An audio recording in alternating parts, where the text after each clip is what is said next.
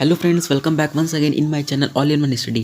Guys मैं आप सभी के लिए जनरल अवेयरनेस का 1000 क्वेश्चन का गाइज सेट लाया हूँ, जिसमें गाइज मैं आपको पिछले वीडियो में 600 क्वेश्चन कंप्लीट करा दिया हूँ। इस वीडियो में अगेन मैं आपको 100 क्वेश्चन कराऊंगा, जिससे टोटल आपके 700 क्वेश्चन कंप्लीट हो जाएंगे। गाइज अगर आप इस पूरे 1000 क्वेश्चन को अच्छे से देख लेते हो, आप लर्न कर लेते हो, तो गाइज श्योरली इसमें मैं आपको डेफिनेटली बोलता हूँ कि आपका जो भी एग्जाम होने वाले हैं एनटीपीसी के, एसएससी सीएचएसएल के, किसी भी एग्जाम की आप तैयारी कर रहे हो, तो गाइज उसमें अगर जनरल अवेयरनेस का पार्ट आता है तो ये वीडियो आपके लिए बहुत हेल्पफुल होगा और आप इस पूरे वीडियो को अच्छे से और कंप्लीट जरूर देखिएगा। तो गाइज बिना किसी लेट किए चलिए ये वीडियो स्टार्ट करते हैं। ओके गाइज, देखिए गाइज इसमें बोल रहा है, पहला क्वेश्चन में बोल रहा है कि जो तत्व ऑक्सीजन पर प्रतिक्रिया नहीं करते हैं वो कौन सा है, तो कैसे आयोडीन होता है।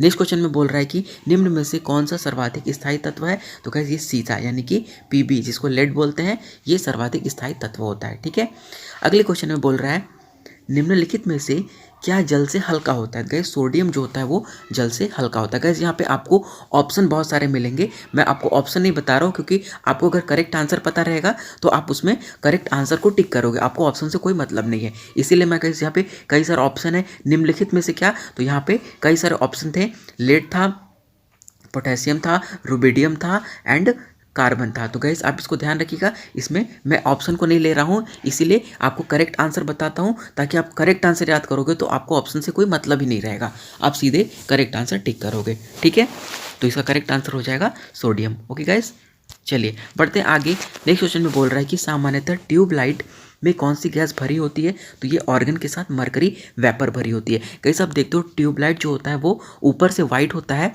जो कि प्रकाश को स्कैटरिंग करने का कार्य करता है। ठीक है, तो वो मरकरी वेपर होते हैं। ठीक है, ध्यान रखिएगा, मरकरी की वेपर इस पर की जाती है जिसके कारण प्रकाश पूरा फैल के निकलता है और प्रकाश दूर तक जाता है। ठीक है, नेक्स्ट आता है वैज्ञानिक एडवर्ड जेनर निम्नलिखित में से किस रोग से संबंधित है। तो गैस ये इंपॉर्टेंट है, ये आप सभी को पता होगा, ये चेचक के लिए। ठीक है, एडवर्ड जेनर। ठीक है, चलिए अगले क्वेश्चन में बोल रहा है कि मानव के गुर्दे का रोग किस प्रदूषण से होता है। तो कहीं जो गुर्दे का रोग होता है वो कैडमियम के कारण होता है, आप इसको ध्यान रखिए, कैडमियम के कारण गुर्दे का रोग होता है।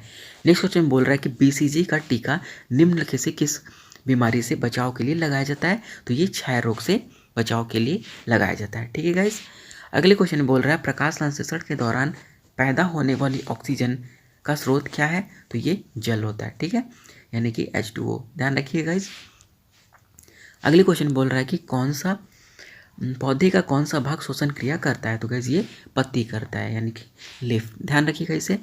अगले क्वेश्चन में बोल रहा है कि कच्चे फलों को कृत्रिम रूप से पकाने के लिए कौन सी गैस का प्रयोग करते हैं, तो ये एसिटिलीन का प्रयोग करते हैं। ओके गाइस, एसिटिलीन का प्रयोग हम लोग जो कच्चे फल होते हैं उनको कृत्रिम रूप से पकाने के लिए करते हैं। ठीक है, अगले क्वेश्चन में बोल रहा है कि वृक्षों की आयु किस पर निर्धारित की जाती है, तो कैसे ये वार्षिक वलियों की संख्या के आधार पर निर्धारित की जाती है। ठीक है गाइस, जो वृक्ष होते हैं वो वृक्ष के गाइस इस तरह से जो काटने के बाद ये उसमें वलय मिलते हैं, इसको काउंटिंग की जाती है और उससे पता चलता है कि वृक्ष कितना पुराना है। ठीक है गाइस, चलिए नेक्स्ट है नेत्रदान में दाता की आंखों का कौन सा भाग प्रयोग में लाया जाता है, तो कैसे ये रेटिना प्रयोग में लाया जाता है, क्योंकि गाइस जो भी देखो और इमेज बनता है वो हम लोग के रेटिना पर ही बनता है। ठीक है गाइस, अगर आपको ये सेशन अच्छा लग रहा है तो आप इसको अच्छे लाइक कर दीजिए एंड चैनल पर नए हैं तो गाइस चैनल को सब्सक्राइब कर लीजिए, साथ ही बेल आइकन को प्रेस कर लीजिएगा ताकि आप इस तरह के वीडियो को मिस ना कर सको। बढ़ते हैं आगे को क्वेश्चन, इसमें बोल रहा है गाइस साधारण मानव में गुणसूत्रों की संख्या कितनी होती है, तो गाइस ये 46 होती है। ठीक है, यानी कि 46। अगले क्वेश्चन में बोल रहा है मानव शरीर के किस अंग की हड्डी सबसे लंबी होती है, तो गाइस ये जांग की हड्डी यानी कि फीमर की हड्डी जो होती है वो सबसे लंबी होती है। अगले क्वेश्चन में बोल रहा है गाय और भैंस के थनों में दूध उतारने के लिए किस हार्मोन की सुई लगाई जाती है, तो ये ऑक्सीटोसिन की इंजेक्शन दिया जाता है। अगले क्वेश्चन में बोल रहा है कि परखनली शिशु के संबंध में कौन सा कथन सत्य है, तो कैसे आपको कई ऑप्शन मिलेंगे, उसमें जो करेक्ट आंसर था ये है शिशु का परिवर्धन परखनली के अंदर होता है। ठीक है, अगले क्वेश्चन में बोल रहा है मानव शरीर में पसलियों की संख्या कितनी होती है। ठीक है गाइस, तो ये 12 होती है, ध्यान रखिएगा, पसलियों की संख्या 12 होती है। अगले क्वेश्चन में बोल रहा है किस तत्व के एकत्रित होने पर मांसपेशियां थकान का अनुभव करती हैं, तो ये लैक्टिक एसिड। ठीक है, जैसे ही लैक्टिक एसिड की मात्रा बढ़ने लगती है मांसपेशियां थकाव का अनुभव करने लगती हैं। ठीक है, अगले क्वेश्चन में है स्तनधारियों में लाल रुधिर कणिकाओं का निर्माण कहाँ होता है, तो गैस ये अस्थि मज्जा में होता है। ठीक है, अगले क्वेश्चन बोल रहा है वॉशिंग मशीन का कार्य किस सिद्धांत पर आधारित है, तो गैस ये अपकेंद्रण पर आधारित होता है। ठीक है, अगले क्वेश्चन बोल रहा है न्यून तापमानों क्रायोजेनेसिस का अनुप्रयोग होता है। ठीक है, तो ये गाइस ये अंतरिक्ष यात्रा, चुंबकीय प्रत्युत्थापन एवं दूरमिति में होता है। ठीक है, ध्यान रखिएगा। अगले क्वेश्चन बोल रहा है द्रव बूंद की संकुचित होकर न्यूनतम क्षेत्र घेरने की प्रवृत्ति का कारण क्या होता है, तो गैस ये पृष्ठ तनाव यानी कि सरफेस टेंशन होता है। ध्यान रखिएगा, सरफेस टेंशन, क्योंकि गैस गोले का जो आयतन होता है वो सबसे कम होता है। यही कारण है गैस, देखो कि अब जब ठंडी का समय होता है यानी सर्द का समय जब होता है तो उस टाइम जो भी जानवर होते हैं वो अपने पूरी बॉडी को इस तरह से गोल, मतलब पूरा इस तरह से गोल करके अपने आप को मोड़ लेते हैं। और अब देखो कि जनरली लोग भी ऐसे ही जब ज़्यादा ठंडी पड़ती है तो अपने आप को मोड़ लेते हैं, इसलिए क्योंकि उस टाइम आपका जो क्षेत्रफल होता है वो सबसे कम होता है, गोले का क्षेत्रफल सबसे कम हो जाता है ताकि आपको ठंडी ना लगे। ठीक है, आप ठंडी से बचाव कर सको, इसी कारण होता है। ठीक है, चलिए नेक्स्ट आता है निम्नलिखित में से कौन सा एक सदिश राशि है, तो संवेग एक सदिश राशि होता है। ठीक है, अगले क्वेश्चन में बोल रहा है कि जब किसी झील की तली से ऊपर उठकर वायु का बुलबुला ऊपरी सतह तक आ जाएगा तो उसका आकार बढ़ जाएगा। ओके गाइस, ध्यान रखिएगा, जब किसी झील की तली से ऊपर उठकर वायु का बुलबुला ऊपरी सतह पर आएगा तो उसके आकार में क्या चेंजेस होंगे। गाइस ये देखो पूछा गया था, आप इसको ध्यान रखिएगा, ये बढ़ जाएगा। ठीक है, क्योंकि गाइस देखो नीचे जब ये रहता है तो इसके ऊपर प्रेशर अप्लाई होता है, जो ये वाटर होते हैं जितना नीचे रहता है बुलबुला उस पर ज़्यादा प्रेशर अप्लाई होता है, जिसके कारण ये पूरी तरह से एक्सपेंड नहीं हो पाता है। परंतु जब ये ऊपर आने लगता है तो ये ऊपर जैसे आता है तो इस पर प्रेशर जो होता है वो कम होता है, और जब ये सतह पर पहुंचता है तो इसे पूरा स्पेस मिल जाता है और ये बुलबुला अपने जितना भी उसकी क्षमता होता है वो पूरा फूल जाता है, यानी कि फैल जाता है, और इस कारण ये बढ़ जाता है। तो आई होप गाइस मैं आपको ये समझाने की कोशिश किया हूँ। अगर आपको समझ आया तो वीडियो को गाइस लाइक कर दीजिएगा। एंड बढ़ते हैं नेक्स्ट क्वेश्चन पे। नेक्स्ट क्वेश्चन में गाइस बोल रहा है अल्फा कणों के 2 धनावेश होते हैं, इसका द्रव्यमान लगभग बराबर होता है। गाइस ये -1310 AMU के बराबर होता है। नेक्स्ट आता है केल्विन मात्रक में मानव शरीर का सामान्य तापमान हीलियम के एक परमाणु के। गाइस ये आई थिंक पूरी क्वेश्चन यहाँ पे प्रिंट नहीं हुआ है तो आप इसको छोड़ दीजिएगा, इसे मैं आपको नेक्स्ट में बता दूंगा। ठीक है, यहाँ पे कुछ मिस प्रिंट हो गया है। नेक्स्ट पे बढ़ते हैं। देखिए अगले क्वेश्चन में बोल रहा है निम्न तापी इंजनों का अनुप्रयोग होता है, तो गाइस ये रॉकेट प्रौद्योगिकी में इसका यूज़ होता है। ठीक है, निम्न तापी इंजनों का। अगले क्वेश्चन में बोल रहा है निर्वात में प्रकाश की चाल 3 पूछा है कितनी होती है। ठीक है, ये 3 × 10⁸ मीटर पर सेकेंड होती है। गाइस देखो इसी तरह के छोटे छोटे क्वेश्चन पूछते हैं आपको एग्जाम में, बट अगर आप इसको अच्छे से ध्यान नहीं रखोगे तो वहाँ पे कन्फ्यूजन हो जाता है। आप एक बार पढ़ लोगे आपके माइंड में सेट हो जाएगा। गाइस अगर आपके साइंस के स्टूडेंट अगर आप हो तो आपको इन क्वेश्चन में नहीं प्रॉब्लम होगी, बट अगर आपका स्ट्रीम आप आर्ट्स के हो, बायो के हो, या फिर आप किसी और आपका कोई और स्ट्रीम है तो आपको थोड़ा प्रॉब्लम होगी। इसीलिए मैं आपको ये छोटे छोटे क्वेश्चन भी बताता हूँ ताकि जो भी बच्चे हों उनको कोई भी प्रॉब्लम ना हो। साइंस के बच्चों को नहीं प्रॉब्लम होगी और बाकी अदर के बच्चे होंगे वो इन सारे क्वेश्चन को अगर अच्छे से पढ़ लेंगे तो उन्हें बहुत अच्छे से क्लियर हो जाएगा, और इसी टाइप के क्वेश्चन पूछते हैं तो आप उसको कर लोगे। ओके गाइस, चलिए बढ़ते हैं आगे। नेक्स्ट क्वेश्चन बोल रहा है निम्न में सदिश राशि कौन सी है, तो गाइस उसमें बहुत सारे ऑप्शन रहेगा, उसमें जो वेग है वो एक सदिश राशि है। ओके गाइस, मैं आपको एक अलग से वीडियो उसमें प्रोवाइड करूंगा जिसमें कि आप अदिश और सदिश राशि को जान सकोगे, कौन सी राशि अदिश है कौन सी सदिश है। मैं उसको ट्रिक के साथ आपको बताऊंगा जिसमें कि आप उसको एक बार याद कर लोगे तो आपको कहीं कोई प्रॉब्लम नहीं होगा। फिर कोई भी अदिश राशि पूछे सदिश राशि पूछे आप उसको आराम से कर लोगे। ठीक है गाइस, चलिए बढ़ते हैं आगे। देखिए इसमें गाइस ये क्वेश्चन पूछा है, आप इसको छोड़ दीजिए, ये क्वेश्चन को आप कर लीजिएगा। गाइस अगर आपको आता है तो आप इसको कर लीजिएगा, आंसर आ जाएगा तो आप कमेंट में करिएगा। वैसे मैं आपको यहाँ पे आंसर दे दिया हूँ, आप सोल्यूशन अगर कर ले तो बहुत अच्छा है। चलिए बढ़ते हैं आगे। नेक्स्ट क्वेश्चन में बोल रहा है कि एक खगोलीय मात्रा की औसत दूरी क्या होती है। तो गाइस ये पृथ्वी और सूर्य के बीच की दूरी एक खगोलीय मात्रा कहलाती है, ठीक है। चलिए बढ़ते हैं आगे। निम्नलिखित में से किसने न्यूटन से पूर्व ही बता दिया था कि सभी वस्तुएं पृथ्वी की ओर गुरुत्वाकर्षित होती हैं। तो कैसे आर्यभट्ट ने बताया था, ठीक है। ये न्यूटन से पहले ही बताया था, बट उस टाइम कोई किसी ने ध्यान नहीं दिया और किसी ने इसको माना नहीं। बट न्यूटन ने जब बताया तो ये चीज़ें प्रूफ करके दिया और इन चीज़ों को सभी ने माना, ठीक है। बढ़ते हैं आगे। इसमें बोल रहा है जेट इंजन किस सिद्धांत पर कार्य करता है। तो कैसे ये रैखिक संवेग संरक्षण के सिद्धांत पर कार्य करता है। नेक्स्ट में बोल रहा है साइकिल चालक को प्रारंभ में अधिक बल क्यों लगाना पड़ता है। चालक जड़त्व पर विजय पाने के लिए बल लगाता है, ठीक है। ओके गाइस, क्योंकि गाइस आपको पता है न्यूटन के जो लॉ हैं, कोई भी वस्तु यदि रुकी रहेगी तो वो विरामावस्था में है तो विरामावस्था में रहेगी, और यदि गति की अवस्था में तो वो गति की अवस्था में रहेगी, जब तक कि उस पर कोई एक्सटर्नल फोर्स अप्लाई ना किया जाए। ओके गाइस, चलिए बढ़ते हैं आगे। देखिए इसमें बोल रहा है कि जीव विज्ञान शब्द का प्रयोग सर्वप्रथम किसने किया था। तो गाइस ये लैमार्क एवं ट्रेविरेनस ने किया था, ठीक है गाइस, ट्रेविनेरस ने, ठीक है, ध्यान रखिएगा। अगला क्वेश्चन आता है वनस्पति विज्ञान के जनक कौन है। तो गाइस वनस्पति विज्ञान के जनक थियोफ्रेस्टस हैं, ठीक है गाइस, ध्यान रखिएगा, थियोफ्रेस्टस हैं। नेक्स्ट है चिकित्सा शास्त्र का जनक किसे माना जाता है। तो गाइस ये हिप्पोक्रेटस हैं, ठीक है। Okay guys, and next question है कि चिकित्सा शास्त्र का जनक किसे माना जाता है। तो गाइस ये मैंने आपको बता दिया, हिप्पोक्रेटस, ठीक है, हिप्पोक्रेटस, ध्यान रखिएगा। अगला क्वेश्चन आता है फूलों का अध्ययन क्या कहलाता है। तो गाइस ये एंथोलॉजी कहलाता है, पुष्पों का अध्ययन। Okay guys, and next question आता है कि वन अनुसंधान कहाँ पर स्थित है। तो ये देहरादून में स्थित है, ध्यान रखिएगा, वन अनुसंधान कहाँ पर स्थित है। तो ये देहरादून में स्थित है। गाइस मैंने इसमें आपको मिक्सचर क्वेश्चन लिया हूँ, सारे तरह के क्वेश्चन बताऊंगा, क्योंकि गाइस आप देखोगे जनरल अवेयरनेस एक ऐसा टॉपिक होता है जिसमें हर तरह के क्वेश्चन पूछे जाते हैं। तो गाइस मैं आपको हर तरह के क्वेश्चन कराऊंगा ताकि आपको कहीं अदर जगह पे जाने की ज़रूरत नहीं पड़ेगी। आप इसको पढ़ लेते हो तो आपको बहुत ही बेनिफिट मिलेगा। नेक्स्ट आता है गाइस भारतीय वानस्पतिक सर्वेक्षण का मुख्यालय कहाँ पर स्थित है। तो गाइस ये कोलकाता में स्थित है।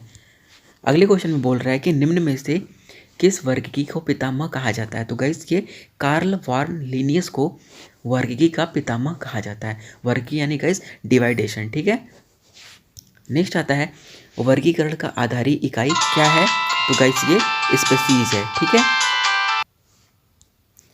Okay guys, and next question आता है कि जीवाणु की सर्वप्रथम खोज किसने की थी। तो गाइस ये लियोनहॉक ने किया था, ठीक है, जीवाणु की खोज लियोनहॉक ने किया था। अगले क्वेश्चन में बोल रहा है वास्तविक केंद्र में किस में अनुपस्थित होता है। वास्तविक केंद्र किस में अनुपस्थित होता है। तो गाइस ये जीवाणुओं में अनुपस्थित होता है, ठीक है, ध्यान रखिएगा। अगले क्वेश्चन में बोल रहा है कि भोजन की विषाक्तता उत्पन्न होती है। तो गाइस ये क्लोस्ट्रीसियस बैक्टीरियम के द्वारा होती है, ठीक है, ध्यान रखिएगा। अगले क्वेश्चन आता है नाइट्रोजन के स्थिरीकरण में निम्नलिखित में से कौन सी फसल सहायक होती है। तो ये फली बीन्स, जो कि फली बीन्स गाइस जो कि नाइट्रोजन का स्थिरीकरण करती है। तो आप इसको ध्यान रखिएगा, जो कि गाइस इसको अब दलहनी फसल भी होते हैं, जैसे कि मटर के पौधे, चने के पौधे, गाइस जो भी दाल वाली फसलें होती हैं यानी दलहनी फसलें, वो भी नाइट्रोजन की स्थिरीकरण में बहुत हेल्प करती हैं। तो अगर वो ऑप्शन में रहता है तो आप उसको टिक करोगे, अगर ये ऑप्शन में मिलता है आपको इसको करोगे। ओके गाइस, जो कि नाइट्रोजन को स्थिरीकरण करते हैं। अगले क्वेश्चन में बोल रहा है निम्नलिखित में से कौन सा बीमारी जीवाणुओं के द्वारा होती है। तो गाइस जो वो जीवाणुओं के द्वारा होता है। अगले क्वेश्चन में बोल रहा है कि सूक्ष्म जीवाणुओं युक्त पदार्थ का शीतलीकरण एक प्रक्रिया है जिसका कार्य जीवाणुओं को निष्क्रिय करना, ठीक है गाइस, जीवाणुओं को निष्क्रिय कर देता है। अगर कोई भी पदार्थ है, इसीलिए गाइस आप गर्मी में चीज़ों को जब फ्रिज में रखते हो तो वहाँ पर क्या होते हैं, जीवाणु पनप नहीं पाते हैं, इसलिए आपका कोई भी खाद्य पदार्थ है तो वो सुरक्षित रहता है, ठीक है। नेक्स्ट क्वेश्चन आता है, दूध के दही के रूप में जमने का कारण क्या है? तो कैसे ये लैक्टोबैसिलस जो जीवाणु होता है वो बहुत हेल्प करता है जो कि दूध के दही जमने में, ठीक है गाइस। चलिए अगले क्वेश्चन में आते हैं, वृक्षों की छालों पर उगने वाले कवकों को क्या कहते हैं? तो गाइस ये कार्टिसोल कहलाते हैं, ठीक है, कार्टिकोल्स कहलाते हैं, ध्यान रखिएगा। अगले क्वेश्चन आता है, गैस देखो मैं आपको यहाँ पर 750 क्वेश्चन कंप्लीट करा दिया हूँ। बढ़ते हैं आगे, ये मेरा 751 क्वेश्चन है। इसमें बोल रहा है, निम्नलिखित में से कौन सा खुजली रोग इसके बीज का कारण है? तो गैस ये कवक, जो कवक होता है ये इसके बीज का कारण होता है, ठीक है, जो कि खुजली का रोग होता है। अगले क्वेश्चन में बोल रहा है कि लाइकेन किन दो वर्गों कवक और ये बने होते हैं, ठीक है गाइस, कवक और शैवाल से। अगले क्वेश्चन में बोल रहा है, लाइकेन किनके सूचक होते हैं? तो गाइस ये वायु प्रदूषण के सूचक होते हैं, कौन? लाइकेन। अगले क्वेश्चन में बोल रहा है, जड़ के स्थान पर मूलाभास किस में पाया जाता है? तो ये बायोफ्राइट्स में पाया जाता है, ठीक है। नेक्स्ट बोल रहा है, सबसे अधिक क्रोमोसोम किस में पाया जाता है? तो ये टेरिडोफाइट्स में पाया जाता है। अगले क्वेश्चन में है, निम्नलिखित में से कौन सा एक जीवित जीवाश्म है? तो गाइस ये साइकस, ठीक है, साइकस ये जीवित जीवाश्म होता है, ठीक है गाइस। ये सारे वन लाइनर है, आप इसको एक बार पढ़ो, फिर उसको अच्छे से आप ध्यान में, आपके माइंड में सेट हो जाएगा तो आप उसको आराम से कर लोगे, ओके गाइस। अगर आपको गाइस इसके बाद भी कोई भी डाउट होता है, कहीं पर भी कोई भी क्वेश्चन समझ नहीं आता है या आपको कुछ डाउट है तो आप मुझसे कमेंट करके पूछ सकते हो, ओके गाइस। नेक्स्ट क्वेश्चन में बोल रहा है कि श्वसन मूल किस पौधे में पाई जाती है? ठीक है, श्वसन जो होता है मूल रूप से किस पौधे में? तो गाइस ये जूसिया के पौधे में होती है। अगले क्वेश्चन में बोल रहा है, साबूदाना किससे प्राप्त होता है? तो गाइस ये साइकस से, ठीक है, साइकस से साबूदाना प्राप्त होता है, ध्यान रखिए, साइकस साबूदाना मिलता जुलता है। अगले क्वेश्चन में बोल रहा है कि निम्नलिखित में से कौन सा एक जड़ नहीं है? तो गाइस ये आलू जो होता है वो जड़ नहीं होता है, आलू एक तना होता है, ठीक है। अगले क्वेश्चन में बोल रहा है कि स्तंभ मूल रूप से होती है, तो गाइस ये अपस्थानिक जड़ें होती हैं, ठीक है, स्तंभ जो होती हैं वो अपस्थानिक जड़ें होती हैं। अगले क्वेश्चन में बोल रहा है कि जड़ें किस भाग से विकसित होती हैं? तो गाइस ये मूलांकुर से विकसित होती हैं, ठीक है, जड़ें जो होती हैं वो मूलांकुर से इस उत्पत्ति हो, ठीक है।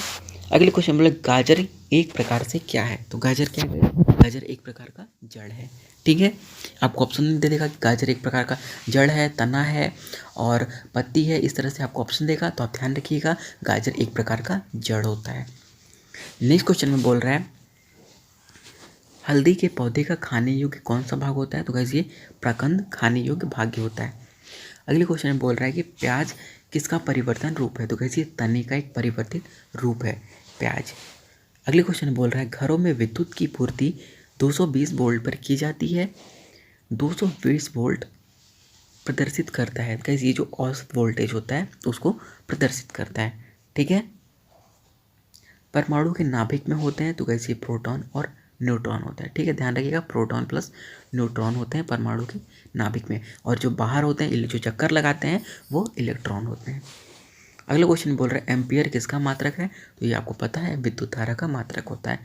नेक्स्ट क्वेश्चन में बोल रहा है कि शरीर रचना के किस वर्गीकरण में लॉबस्टर स्तंभ संबद्ध होता है? तो गाइस ये होता है क्रस्टेशियंस, ठीक है, ध्यान रखिएगा, क्रस्टेशियंस में होता है। अगले क्वेश्चन बोल रहा है, कौन से पौधों में नाइट्रोजन स्थिरीकरण की क्षमता होती है? तो गाइस ये चना एवं दलहनी फसलें, गाइस मैं आपको पीछे भी बता चुका हूँ, चना एवं दलहन फसलें जो होती हैं उसमें नाइट्रोजन स्थिरीकरण की क्षमता सबसे ज़्यादा होती हैं। अगले क्वेश्चन में बोल रहा है, ये गाइस देखिए 770 क्वेश्चन है, इसमें बोल रहा है कि विद्युत परिपथ में फ्यूज का क्या कार्य होता है? तो ये विद्युत परिपथ की रक्षा करता है, ठीक है गाइस। जो विद्युत परिपथ में गाइस देखोगे आप फ्यूज लगा होता है, जैसे कि आपके घर की वोल्टेज अचानक से बढ़ जाएगी तो ये फ्यूज तार का गलनांक बहुत ही कम होता है, ठीक है, और ये फ्यूज तार जो होता है टूट जाता है गल के, और आपके विद्युत की रक्षा होती है, यानी कि आपका जो इलेक्ट्रॉनिक डिवाइसेस हैं वो जलने से बच जाते हैं, ठीक है। चलिए अगले क्वेश्चन पे चलते हैं। इसमें बोल रहा है कि छोटे टुकड़े जल की सतह पर नाचते हैं, ये पृष्ठ तनाव के कारण होता है। जो गाइस छोटे टुकड़े होते हैं वो जो होता है वो जल के पृष्ठ तनाव के कारण होते हैं। ठीक है, ध्यान रखिएगा, जल के पृष्ठ तनाव के कारण होते हैं। अगले क्वेश्चन में बोल रहा है कि नेत्रदान में दाता की आंखों का कौन सा भाग उपयोग में लाया जाता है? तो कैसे रेटिना, कैसे कुछ थोड़ा बड़ा हो गया है, आप इसको मैनेज कर लीजिएगा। ठीक है गैस, तो ये रेटिना को लाया जाता है। गैस में आपको ये रिपीट हो गया है, ये आप इसको ध्यान रखिएगा। अगले क्वेश्चन में बोल रहा है पराश्रव्य तरंगे मनुष्य द्वारा नहीं सुनी जा सकती हैं। ठीक है गाइस, ध्यान रखिएगा। पराश्रव्य में आपको ये इस तरह से क्वेश्चन पूछा गया था कि कौन सी तरंगे नहीं सुनी जा सकती हैं। उसमें कई सारे ऑप्शन थे, अवरक्त थे और पराश्रव्य था, अनुदैर्ध्य था, इस तरह से कई सारे ऑप्शन दिया था। तो उसमें जो पराश्रव्य तरंगे होता है उसको नहीं सुना जा सकता है। ठीक है, चलिए अगले क्वेश्चन में बोल रहा है कि भू स्थिर उपग्रह का आवर्तकाल कितना होता है? तो कैसे 24 आवर्स यानी एक दिन का होता है। नेक्स्ट आता है पराश्रव्य तरंगों की आवृत्ति कितनी होती है? तो कैसे 20,000 हर्ट्ज से अधिक होती हैं। ठीक है, 20,000 हर्ट्ज से अधिक होती हैं। अगले क्वेश्चन बोल रहा है आवृत्ति की इकाई क्या है? तो गाइस आवृत्ति की इकाई जो होता है वो हर्ट्ज होता है। ठीक है, ध्यान रखिएगा। अगले क्वेश्चन में बोल रहा है कि 1 किलो चीनी का भार समुद्र तल पर सर्वाधिक होगा। ठीक है गाइस, इसमें आपको ये बता दे रहा हूँ 1 किलो का भार जो होता है, चीनी का भार होता है, वो पृथ्वी पर उतना नहीं होगा जितना कि समुद्र की तल पर होगा। गाइस आपको इसका रीज़न कमेंट करके बताना है कि इसका रीज़न ऐसा क्यों होता है। मैं देखना चाहता हूँ कितने बच्चों को ये पता है। जिनको भी पता है आप उसको रीज़न के साथ कमेंट करके बताइएगा। ओके गाइस, ये आपके लिए होमवर्क है। ठीक है, आप इसको करके बताइएगा। ठीक है, चलिए बढ़ते हैं आगे। चिकित्सा शास्त्र का जनक किसे कहा जाता है? तो कैसे ये हिप्पोक्रेटस को बोला जाता है। अगले क्वेश्चन में बोल रहा है कि ल्यूमेन किसका मात्रक है? तो कैसे ये ज्योति फ्लक्स का मात्रक होता है। नेक्स्ट क्वेश्चन में बोल रहा है कि हाइड्रोजन गैस भरा गुब्बारा पृथ्वी से चंद्रमा पर ले जाया जाता है तो गुब्बारा चंद्रमा पर फट जाएगा। गाइस ऐसा क्यों होता है? क्योंकि गाइस देखो, जैसे जैसे पृथ्वी के ऊपर बढ़ोगे, ऊपर क्या होता है गाइस, जो प्रेशर होता है वो प्रेशर कम होता जाता है। ठीक है गाइस, और जैसे आप पृथ्वी के ऊपर जाओगे वहाँ पे प्रेशर बहुत ही कम हो जाता है, यानी जो वायुमंडलीय दाब होता है वो कम हो जाता है, जिसके कारण जो गुब्बारा होता है उसको एक्सपेंड करने के लिए यानी कि फैलने के लिए अधिक जगह मिल जाता है और वो फट जाता है। ठीक है गाइस, आई होप आपको ये चीज़ समझ आया होगा ऐसा क्यों होता है। ठीक है, चलिए बढ़ते हैं आगे। अगले क्वेश्चन में बोल रहा है कि एक लिफ्ट समान वेग से ऊपर जा रही हो तो उसमें उपस्थित व्यक्ति का भार अपरिवर्तित रहेगा। ठीक है, अगर समान रूप से जा रही है, ठीक है गाइस, जो उसका एक्सेलरेशन है वो समान है, वो कांस्टेंट है। ठीक है, उसमें कोई भी चेंजेस नहीं हो रहे हैं तो वो अपरिवर्तित उसका जो भार रहेगा गाइस उसका चेंजेस नहीं होगा। क्योंकि आपको भार का अनुभव तब होगा जब एक्सेलरेट आप जब उसमें चेंजेज हो। ठीक है, जब आपके गति में परिवर्तन होगा। ठीक है, यहाँ पे आपको दे दिया है एक समान रूप से ऊपर जा रहा है तो उसके भार में कोई भी चेंजेस नहीं होगा, वो एक समान प्रतीत होगा। चलिए अगले क्वेश्चन की ओर बढ़ते हैं। इसमें बोल रहा है कि लालटेन की बत्ती में मिट्टी का तेल बराबर ऊपर चढ़ता रहता है, क्यों? ठीक है, ये आपसे पूछा है क्यों, तो ये पृष्ठ तनाव के कारण ऊपर चढ़ता रहता है। ठीक है गाइस, ये ऐसा पृष्ठ तनाव के कारण होता है, आप ध्यान रखिएगा। बढ़ते हैं आगे। इसमें गाइस बोल रहा है कि बैरोमीटर में पारे का तल एकाएक गिरना क्या प्रदर्शित करता है? तो ये तूफान को प्रदर्शित करता है। ठीक है, ध्यान रखिएगा, बैरोमीटर में अगर पारे का जो तल होता है वो अचानक से गिरने लगे तो वो तूफान की ओर इंडिकेट करता है। ठीक है, इसी से मौसम वैज्ञानिक जो होते हैं गाइस वो भविष्यवाणी करके बताते हैं कि कल का तापमान कैसा रहेगा, मौसम में क्या हो रहा है, इसी के द्वारा पता करते हैं। नेक्स्ट आता है एक कमरे में पंखा चल रहा है तो कमरे की वायु का ताप बढ़ जाएगा। गैस क्यों बढ़ेगा? आपको बताता हूँ, देखिए रीज़न क्या होता है। क्योंकि गैस जब पंखा चलेगा तो उससे फ्रिक्शन उत्पन्न होगा और घर्षण के कारण जो भी कण रहेंगे वो आपस में टकराएंगे और टकराने के कारण उनमें जो भी एनर्जी रहेगा वो ट्रांसफ़र हो जाएगी और जब ट्रांसफ़र होने के कारण उनकी जो चाल होंगी, उनकी गति होगा वो बढ़ जाएगा और जिसके कारण ताप भी बढ़ जाएगा। ओके गाइस, आई होप आप ये समझ गए होंगे। अभी भी आपको गाइस कोई भी डाउट होता है तो आप मुझसे कमेंट करके पूछ सकते हो। एंड गाइस आपसे मैंने आपको एक क्वेश्चन पूछा है, आप उसका आंसर करिएगा, ठीक है। चलिए अगली क्वेश्चन बोल रहा है गर्म जल 90 डिग्री से 80 डिग्री सेंटीग्रेड ठंडा होने में 10 मिनट लेता है, तो 80 से 70 तक ठंडा होने में क्या समय लेगा? 10 मिनट से अधिक। गाइस ये न्यूमेरिकल है, आप इसको सॉल्व कर लीजिएगा, ये पूछा गया था, ठीक है। अगले क्वेश्चन में बोल रहा है कि दो वेक्टरों जिनका मान अलग है तो उनका परिणामी शून्य नहीं हो सकता है, ठीक है। गाइस जो दो वेक्टर हैं, ठीक है, वेक्टर क्वांटिटी हैं, अगर उनका मान जिनका मान अलग है तो गाइस वो कभी भी ज़ीरो नहीं हो सकते हैं, ठीक है। चलिए बढ़ते हैं आगे। इसमें बोल रहा है कि पत्थरों से भरी कोई नाव नदी में तैर रही है, ठीक है गाइस। यदि सारे पत्थर नदी में गिरा दिए जाएं तो पाली का तल, ठीक है, वही रहेगा, ठीक है। पाली का तल क्या रहेगा? वही रहेगा, सेम रहेगा, ठीक है। पाली मतलब ये चीज़, ठीक है, जो ये होता है इस तरह से। चलिए बढ़ते हैं आगे। ध्वनि तरंगे नहीं चल सकती हैं, तो ध्वनि तरंगे कैसे होती है? वो निर्वात यानी कि वैक्यूम में नहीं चल सकती हैं, ठीक है, ध्यान रखिएगा, ये वैक्यूम में नहीं चल सकती हैं। अगले क्वेश्चन में बोल रहा है ट्रांसफार्मर का प्रयोग किया जाता है, तो गाइस ये प्रत्यावर्ती वोल्टेज को उच्च निम्न करने के लिए, ठीक है, ट्रांसफार्मर का उपयोग किया जाता है।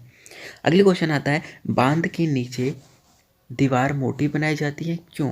ठीक है, क्योंकि गाइस गहराई बढ़ने के साथ साथ द्रव का दाब बढ़ता है। गाइस मैंने आपको इसके ऊपर अभी क्वेश्चन पीछे बताया हूँ, बुलबुला वाला जो नीचे रहता है और जब बुलबुला ऊपर जाता है तो वो बढ़ जाता है, यानी कि बड़ा हो जाता है। क्यों? तो गाइस यही कारण होता है, क्योंकि गाइस नीचे जो होता है वो जो गहराई बढ़ने के साथ द्रव का दाब जो होता है, प्रेशर जो होता है वो बढ़ जाता है, ठीक है। अगर जैसे आप ये मान लीजिए आपका ये समुद्र का तल है, अगर आप इसके अंदर ये दीवार बना रहे हो, पुल बनाने के लिए मान लीजिए आप ये पिलर दे रहे हो, अगर आप ये सेम पिलर इस तरह से दोगे, ठीक है, तो ये जैसे जैसे नीचे जाएगा तो गाइस यहाँ पे प्रेशर ज़्यादा होता है, ठीक है। यहाँ प्रेशर ये मतलब ये झेल सकता है, बट यहाँ पे प्रेशर ज़्यादा होगा, थोड़ा भी अगर इसमें हलचल होगा या कोई भी प्रॉब्लम आएगा, हल्का सा भूकंप होगा या फिर बाढ़ के कारण पानी बढ़ गया, प्रेशर यहाँ बढ़ेगा तो ऑटोमेटिक यहाँ प्रेशर बढ़ेगा और ये टूट सकता है, ठीक है। तो इसके लिए ये लोग करते क्या हैं, इंजीनियर जो होते हैं, ये जैसे मान लीजिए आपका समुद्र का ये तल है, ठीक है, तो ये इस तरह से बनाते हैं, ये इसको नीचे ये बना देते हैं, ठीक है।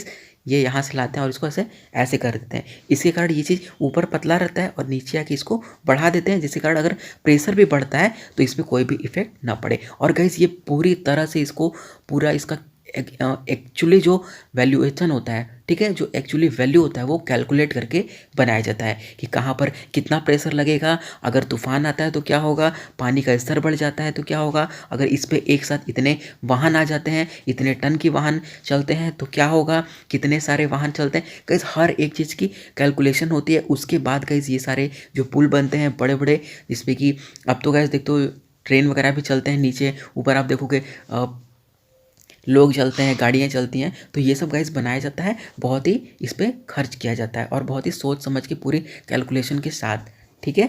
तो आप आई होप आपको ये चीज़ मैं जो आपको समझाना चाह रहा था गाइस वो चीज़ आपको समझ आया होगा, क्योंकि ऐसा क्यों होता है, ठीक है। तो गाइस अगर आपको ये चीज़ समझ आया तो आप इसके लिए एक लाइक ज़रूर कर दीजिएगा, चैनल पर नए हो तो गाइस चैनल को सब्सक्राइब कर लीजिएगा, डाउट के लिए कमेंट जरूर करिएगा। नेक्स्ट क्वेश्चन में बोल रहा है कि द्रवों का वह गुण जिसके कारण यह अपनी विभिन्नता परतों में होने वाली गति का विरोध करता है, क्या कहलाता है? तो गाइस ये श्यानता कहलाता है, ठीक है। मैं आपको फिर से बता देता हूँ, देखो, द्रव का वह गुण जिसके कारण यह अपनी विभिन्न परतों में होने वाली गति का विरोध करता है, ठीक है गाइस। तो ये गाइस श्यानता के कारण होता है, ठीक है। श्यानता आपको पता होना चाहिए, विस्कोसिटी, ठीक है। जैसे गाइस आप देखते हो दूध को जब आप एक बूंद ड्रॉप करते हो तो वो कुछ टाइम पे चलता है और फिर रुक जाता है, ठीक है। इसी तरह जिसका गाइस देखो श्यानता जितना ज़्यादा रहेगा वो उतना ही गाढ़ा होता है, ठीक है। जैसे आप दूध देखोगे कम पतला है, पानी कम पतला है, उससे ज़्यादा फिर दूध होता है, फिर शहद होता है, फिर कोलतार होता है। इस तरह से गाइस जो होता है वो उनकी श्यानता जितना ज़्यादा रहेगा वो उतना ही गाढ़ा होता है, ठीक है। चलिए बढ़ते हैं आगे। नेक्स्ट क्वेश्चन में बोल रहा है निम्नलिखित में से कौन सा यौगिक है? तो वैसे जो रेत होता है वो एक यौगिक होता है, आप ध्यान रखिएगा, ये मिक्सचर नहीं होता है, ये एक यौगिक होता है।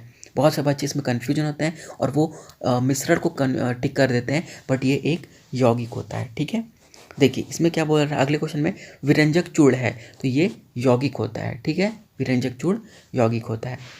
अगले क्वेश्चन में बोल रहा है गैसों की श्यानता ताप बढ़ने पर बढ़ती है। गैस में आपको ये बता चुका हूँ, ये आई होप आप समझ गए होंगे।